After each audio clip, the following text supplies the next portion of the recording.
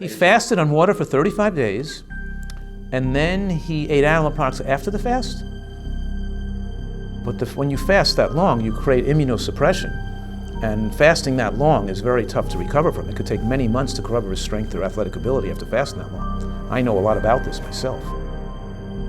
I think it's completely irresponsible. Hey everybody, this is Klaus from Plant-Based East. Thank you so much for watching this video. I just got back from New York where I was at the Real Truth About Health event. I'll link their page down below. They've got some amazing plant-based talks on their channel.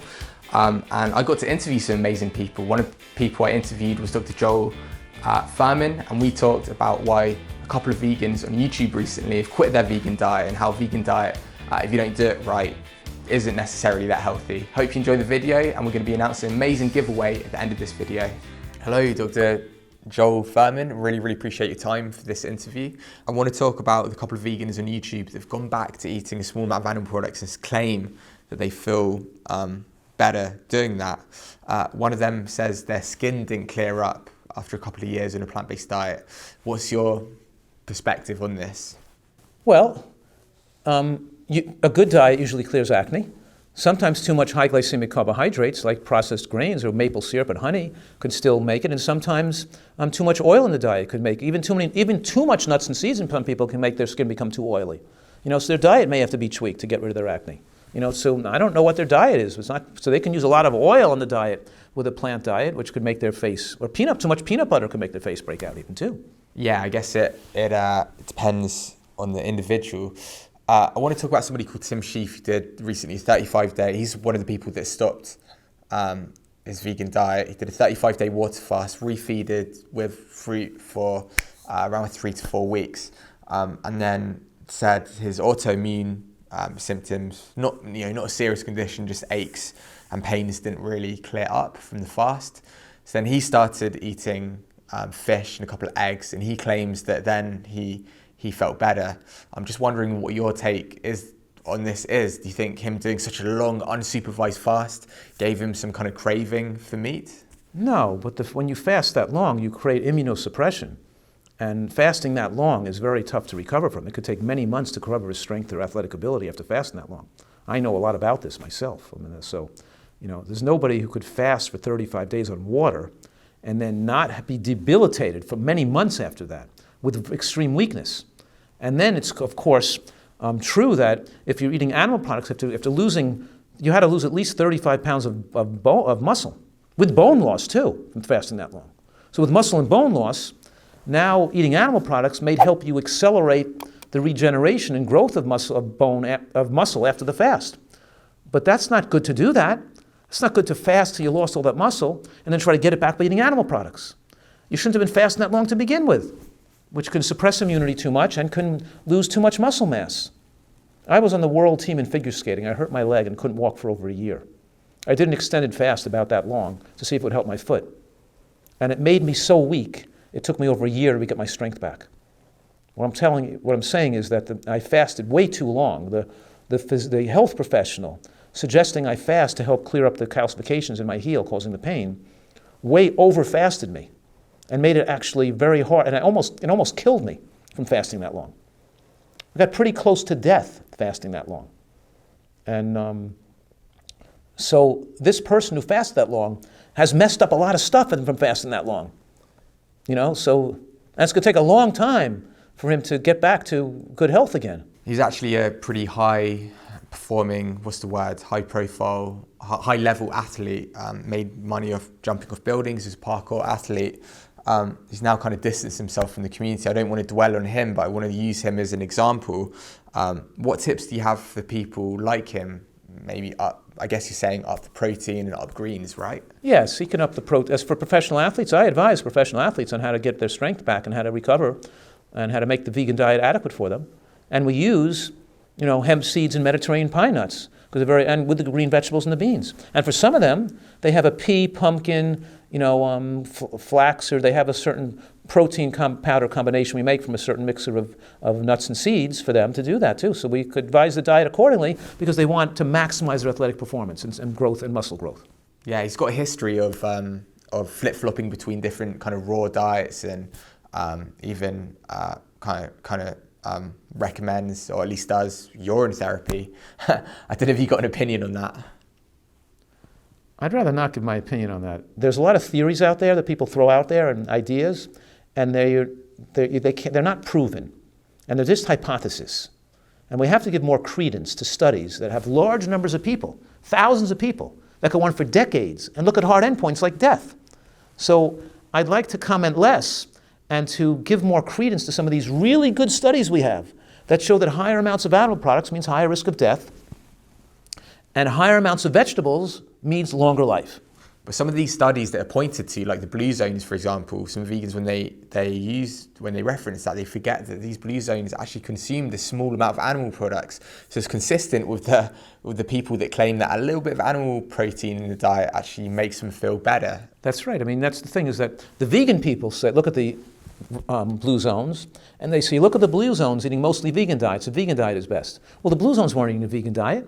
And then the animal products look at the blue zones and say, look, they weren't vegans, and so they're right. In other words, and the blue zones isn't necessarily the healthiest diet in the world either. It's just a diet they were eating in that area when they did better than the Americans do, when they did better than other areas did. But now we have more science at our disposal. We can even do better than the blue zones can do. Just to be really, really clear, are you saying that on balance, the evidence in literature suggests that 100% plant-based diet is optimal for human health? The evidence says 100% plant-based, which means a vegan diet, is the optimal diet for human health.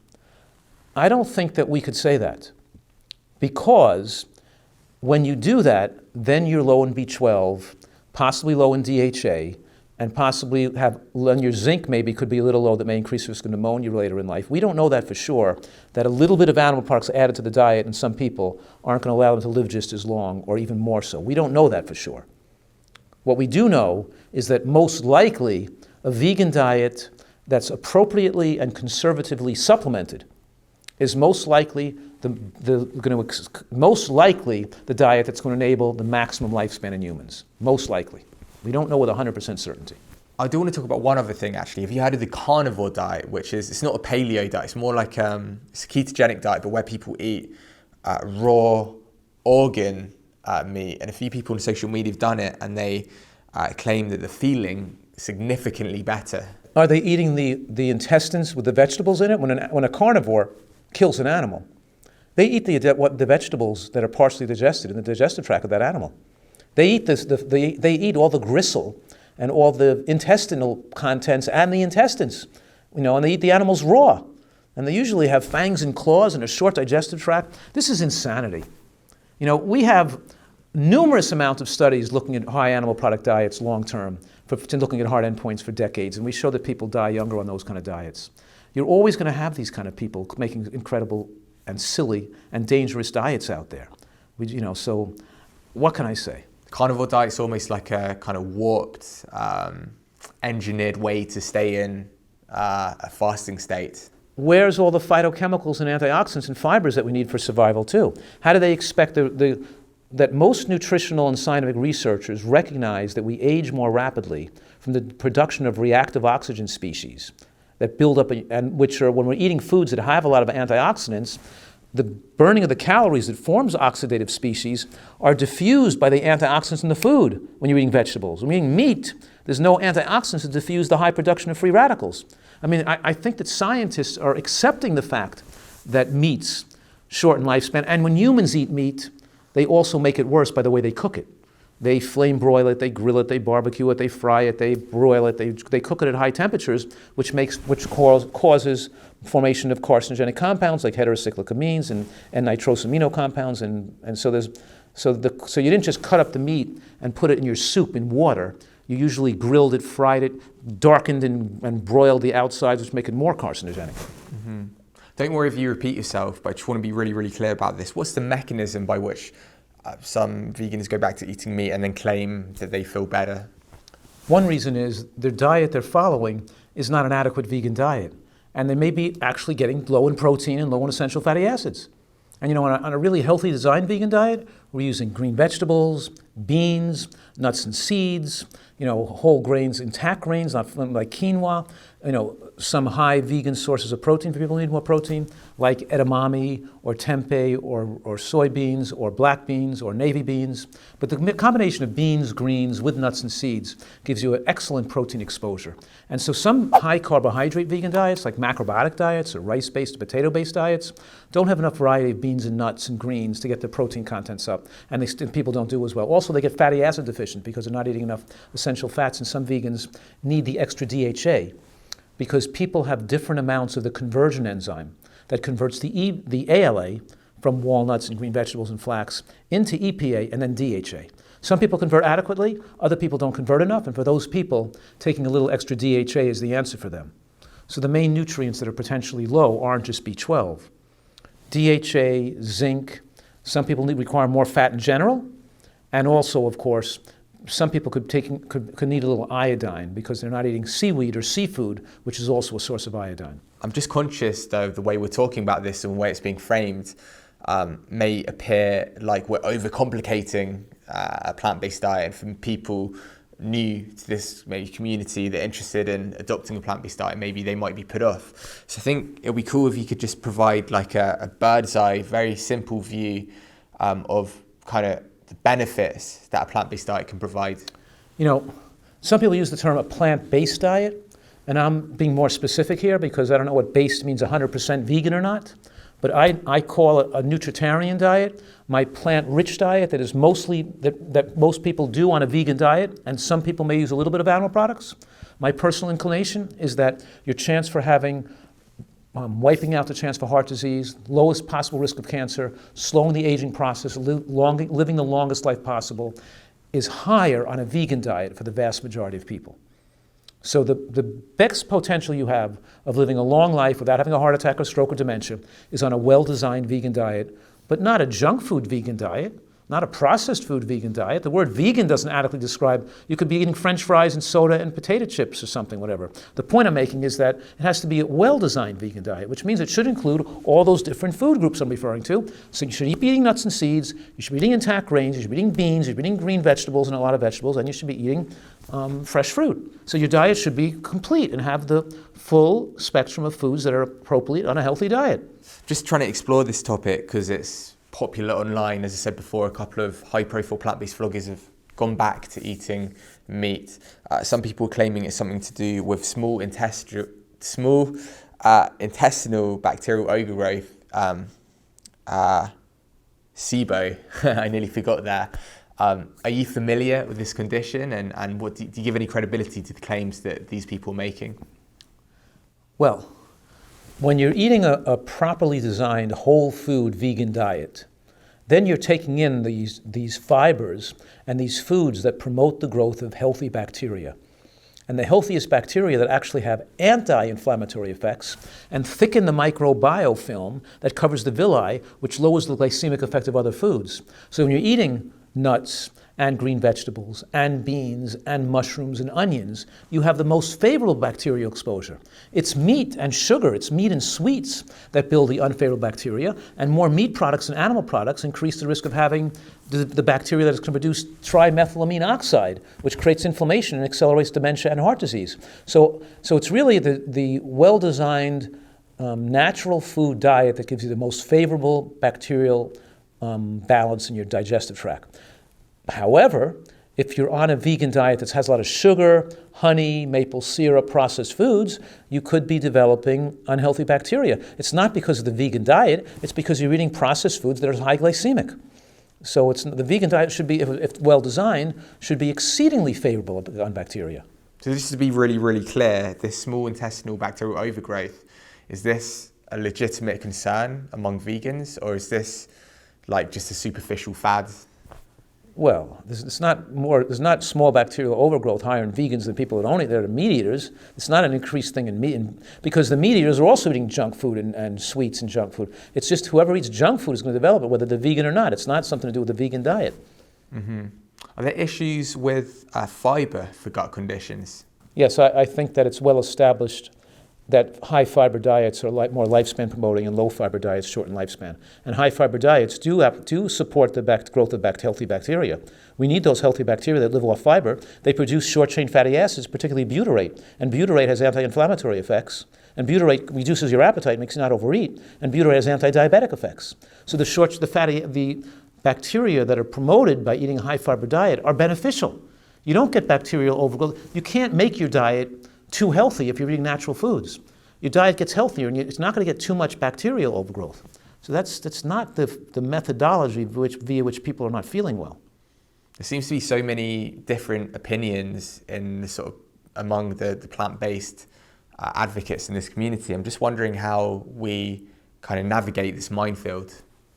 I don't really see that there's contradictory information that much, but what are you referring to? Like, for example, there are some advocates that just say you need to supplement with B12 because we live in really sterile conditions. It's 21st century human civilization. We're not rolling around in the dirt. They just say B12 supplement, keep the fat low, and you'll be fine. And there's others like you that say, in addition, you need DHA and you need to up your fat and all this sort of stuff.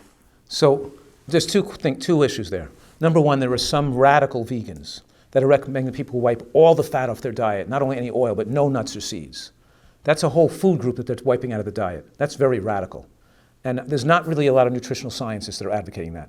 It's a very small, select view of individuals that are just popular in the vegan movement. If you analyzed, hundreds of nutritional scientists around the world who were slanted and favorable to a vegan diet, the vast majority would not be advocating that. The avalanche of nutritional information from scientific studies have disproven already that notion that we should be making the diet that low in fat. And there's not one, but more than 100 studies showing that nuts and seeds have positive effects on human lifespan. They're not all being faked and phonied and done from the nut companies. That's just, so we have, what it is one of these few people, very few people, a very small people, they, number one, have a big following, just a few small people, and then when their followers and themselves get questioned, they pull back and try to protect the integrity of their legacy and try to defend themselves as to what they're saying was right. They claim, though, that these kind of nut studies are funded by the nut industry. That's an utterly ridiculous claim. It's just not even credible. Number one, there's been more than 100 studies on nuts and seeds showing longevity and benefits for your health. Out of those 100 studies, none of them showed a problem. They all showed benefits. And a relatively small percent had funding by the nut company, number one. And the ones that weren't funded by the nut company showed about the same results as the ones that were funded by the nut company. And the funded by the nut company were partially funded anyway. And because something is funded, or because a nut company gives a grant or funds something, doesn't make the data worthless. Matter of fact, they weren't in the Adventist Health Study too. Nobody was going around with a gun shooting people but we were seeing all the people not eating nuts dying younger. Nobody was killing off those people, and nobody was phoning the results. These studies are carefully vetted by not only institutional review boards, but published in respected medical journals and vetted by people, by peer review, making sure that they're really done with very careful accuracy and careful methods. So it's the same thing that people wanting to eat meat do. They'll try to disregard and how should I say, attack any study that shows that eating meat is bad and say that's because the study's no good, that's because it's association, that's because this, that's that. And as the accumulating studies show meat is bad, they look to discredit every single study they can and pull out the ones they can discredit as a means of, it's the same thing these people are doing with nuts. It's really disgusting. It's bad science. And they're trying to say all these researchers are stupid. It's the relation because people who eat nuts are eating healthy. They didn't account for variables. They're not respecting the work of these very enthusiastic, intelligent, well-educated researchers. The person doing the criticism doesn't have half the knowledge that these researchers have. And they're just trying to defend something that really can't be defended with an argument that doesn't even make sense. So don't forget, because a nut company supplied some funding doesn't disregard the validity of a study anyway. Plus the fact that there's lots of studies that weren't funded by nut companies.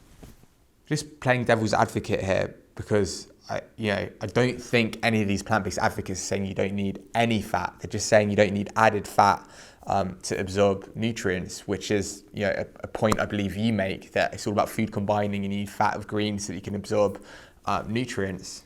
So they're not only saying you don't need the fat to absorb nutrients, they're also saying you don't even need to eat foods that are high in nutrients. You just eat anything you want. You just live on rice and potatoes and hardly have any vegetables. So I think the evidence is overwhelming today that more green vegetables and more high nutrient plant foods like beans and greens and mushrooms and onions, when you have more of these foods that have beneficial effects, phytochemicals, that a wider spectrum of phytochemical exposure is more protection against cancer. And that we have enough studies to show that that diets with more green vegetables enable people to live a longer life than diets that are just based on grains or potatoes or something. So that's number one. We know that more nutrient exposure slows aging and has the effect to make people live longer and reduce cancer. And certain foods have more effect at reducing cancer than other foods do. You'd have to admit that people have to admit that vegetables are more protective against cancer than fruits are. You know, it's better living on bananas is not as good as eating vegetables with your bananas. Nevertheless, it's also well established that certain phytochemicals and antioxidants are lipophilic and absorb better with fat in the meal.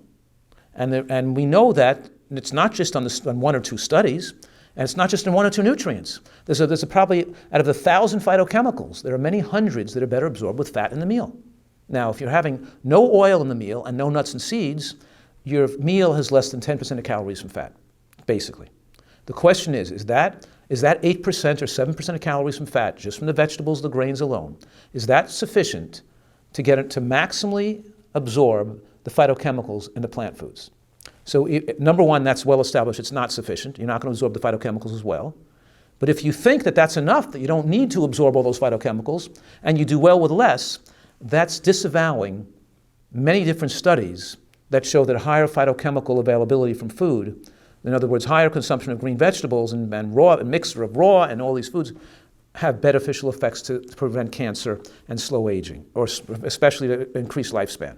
You know, I think that it's a very selective look at the literature. When we look at all the studies and use logic on that, we see that a little more healthy fats improve the diet. We have mechanisms to establish the reasons for why in the Adventist Health Study 2 did people in the highest quintile of nut and seed consumption have a 39% reduced risk of cardiovascular mortality. Why in the meta-analysis on 25 studies on nut consumption, why does the highest consumer of nuts have a 29% reduced risk of overall mortality? Why are they living so much longer? And there are some reasons there. It might lower the cholesterol a little bit, but that doesn't account for enough. It might lower the glycemic load of the diet, but that doesn't account for enough. It might have some sterols and stanols that eventually can't. In other words, there's a lot of reasons why. And one of those reasons why is that lowering your diet too low in fat lowers your perfusion and exposure to those much nutrients. And those nutrients do mean something. They're not worthless, or we wouldn't see dramatic increase of lifespan with more nuts in the diet. You can't have it both ways. They're not making any logical sense. You'd have to disavow, they want to disavow everything. All those studies that show increased lifespan from nut eaters in the diet, they're all wrong. All the studies are wrong. They were like shooting people and killing them if they weren't eating nuts. They were killing them dead. There was something, they were lying. The researchers were all lying. They were making people dead when they weren't really dead. They were all twisting the data. What were they doing? You know, when somebody's, so it's just utterly ridiculous. The mechanism most likely that nut eaters live longer is you have better phytochemical penetration in the diet. It's true, we don't have randomized controlled trials for every single possible scenario, but we got to go with the data we have. The data we have shows that it's better to have some nuts and seeds in your diet and push your fat a little higher. You live longer. You have less risk of cancer. You have less risk of heart attack. So we got to figure out there's some rational reason about it. And most likely, to deny everything, it shows you these people have an incredible bias. Incredible bias to deny this information. Because we have more than hundreds of studies all saying the same thing. Show me this, if they're going to disavow the value of all these studies and say, oh, this study's bad and that study's bad for this reason, that study's bad for that reason. It's just what the media people do, right? Then show me one study that shows that number one, that nuts and seeds have a negative effect, or one study that follows people without nuts and seeds, right, for decades looking at hard endpoints. Because we have those studies right now. And those studies right now show increased danger to those people.